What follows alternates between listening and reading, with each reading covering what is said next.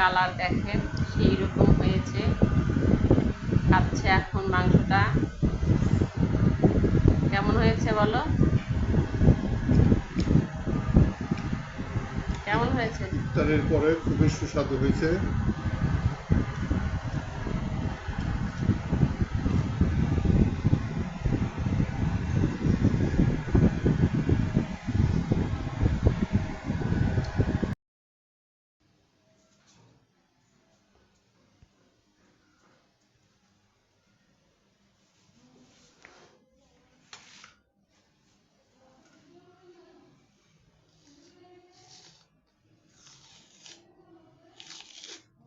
এটা তিল্লার এই চামড়াটা ফেলে দেওয়া লাগে। ফেলে দিলে তিল্লাটা খাইতে ভালো লাগে, তাছাড়া রাবার রাবার লাগে।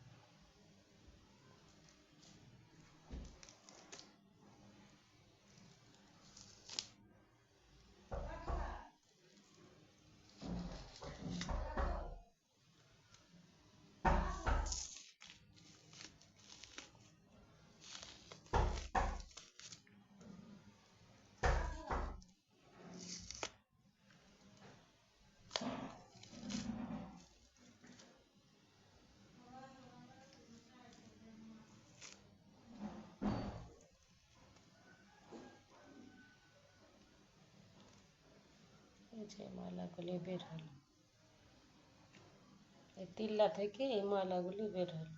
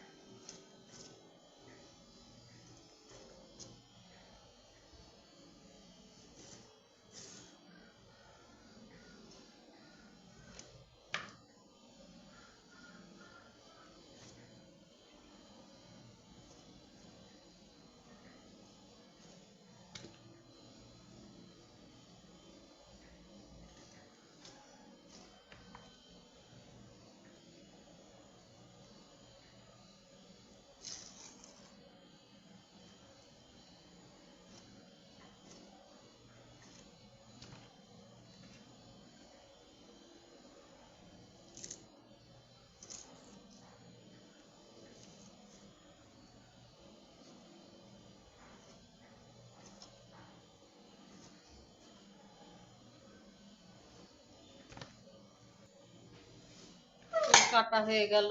এখন আমি এখানে পানি দিয়ে আমি আবারও এটা ফুটিয়ে নিব। আমি এখন এটাতে একটু হলুদ দিব, দিয়ে এটা ভালো করে জাল করে নিয়ে ফুটিয়ে নিয়ে তারপরে ধুয়ে পরিষ্কার করে নিয়ে মাংসের সাথে রান্না করব।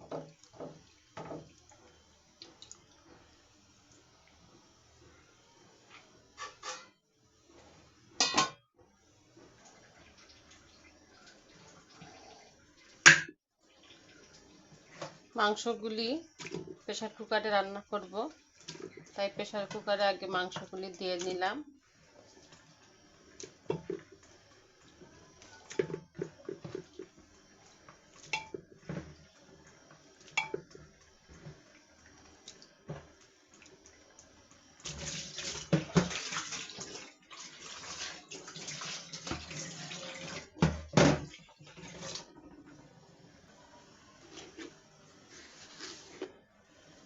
লবণ দিয়ে দিলাম 2 চামচ, দরকার হলে পরে আবার দিব।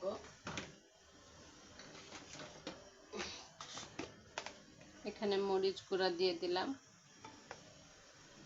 2 চামচ।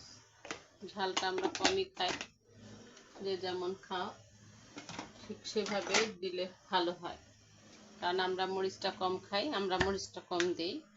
যারা বেশি খায় তারা বেশি দিব। এই যে হলুদ গুঁড়া দিয়ে দিলাম 1.5 চামচ, 1.5 চামচ হলুদ গুঁড়া দিয়ে দিলাম। এখানে আমার বাটা আছে জিরা, সাদা এলাচ বাটা,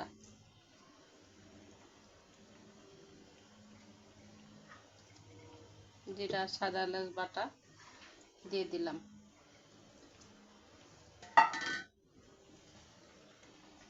পেঁয়াজ দিয়ে দিলাম।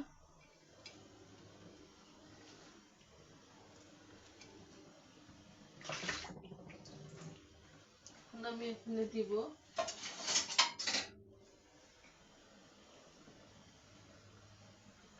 1 চামচ আদা রসুন বাটা,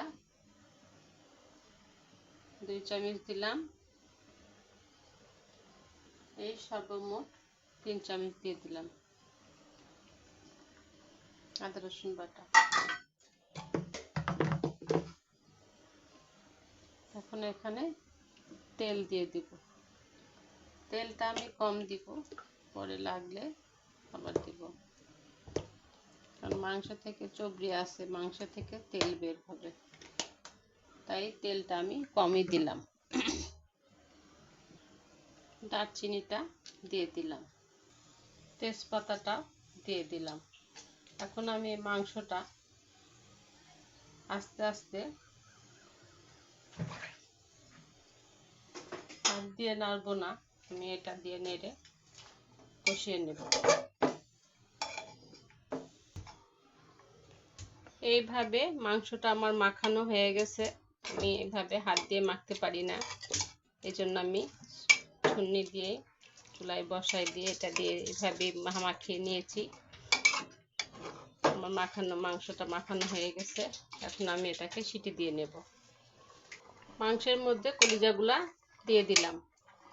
এখন আমি আবার ভালো করে এটা নেড়ে চেড়ে নিব, নিয়ে তারপরে সিটি দিয়ে দিব। এই যে দেখতে পাচ্ছ, আমি সুন্দর করে মাখিয়ে এগুলা পরিষ্কার করে, কলিজাগুলা পরিষ্কার করে তারপরে দিয়ে দিয়েছি। মাংসটা এখন কষিয়ে নিব, কষিয়ে নিয়ে আবার সিটি দিতে হবে। ভালো করে কষাই নিব।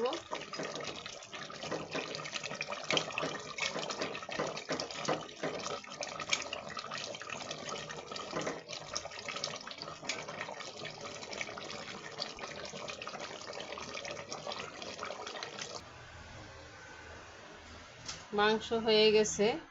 এখন আমি এখানে জিরা ফাঁকি দিয়ে দিব। এই যে জিরা ফাঁকি, ভাজা জিরা তেলে রাখছি, এটা মিহি করে বেটে রাখা, এটা এখন দিয়ে দিলাম।